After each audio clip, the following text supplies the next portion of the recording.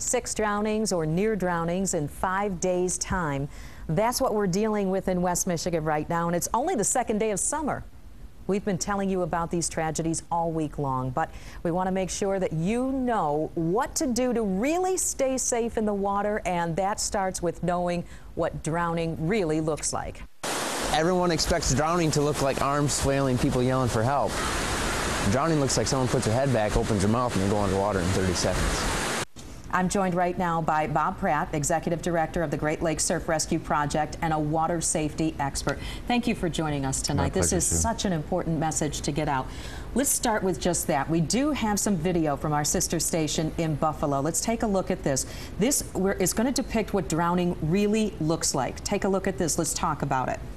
Sure, there's a little bit of waving. The child has some ability to swim, but you can see that he's vertical in the water, and very quickly he's going to move from a distressed swimmer to a drowning swimmer, and the splashing is going to stop, his head back, mouth open, vertical in the water, and very quickly he's simply going to submerge and possibly not come up again.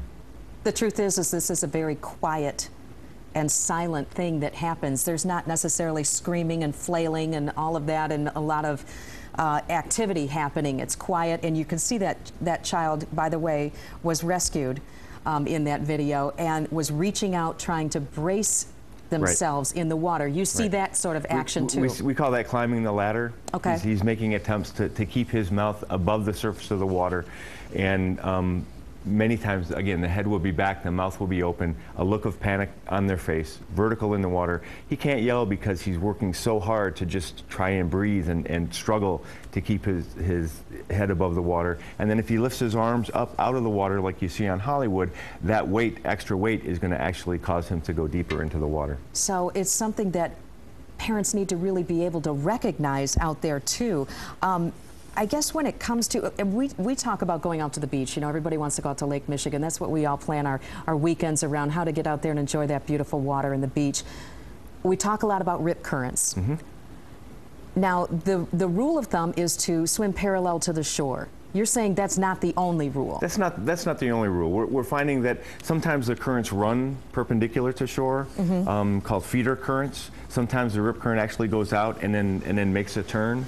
So what we like to get across to people is to flip, float, and follow. Kind of like stop, drop, and roll when you talk to the fire service. So flip over onto your back, which allows you to relax a little bit more, get your head up at the surface of the water. Float to calm yourself down. Realize that you're not going to be pulled under. There's no such thing as undertow. And then see which way the current is pulling you, and then follow the best course of action out. And it may be to swim parallel to shore to come out of the grip of the rip, but think of the rip current as a conveyor belt. Okay. And you need to get off of that conveyor belt.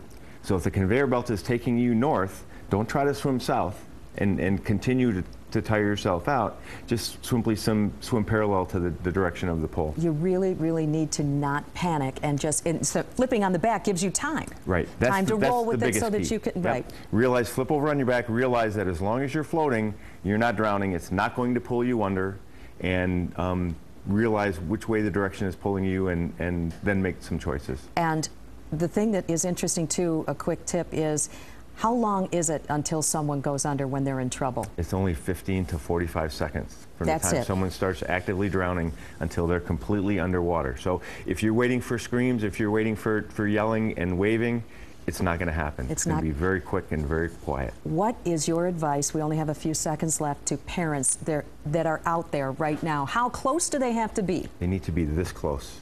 All the time? Well, whenever there are waves, if the child doesn't have any swimming ability. If a child has some swimming ability, you certainly need to be, you know, as close as is practical.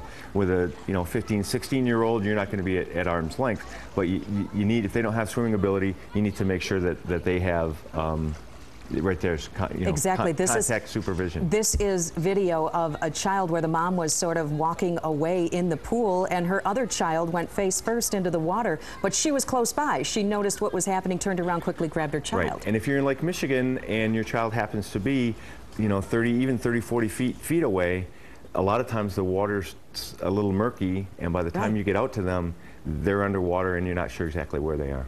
and of course, flotation devices. Absolutely. Yeah. Put a life jacket on them. Bob Pratt, thank you so much for joining us, water Thanks for having me safety here. expert. We appreciate it, and hopefully this will help people when they head out to the water.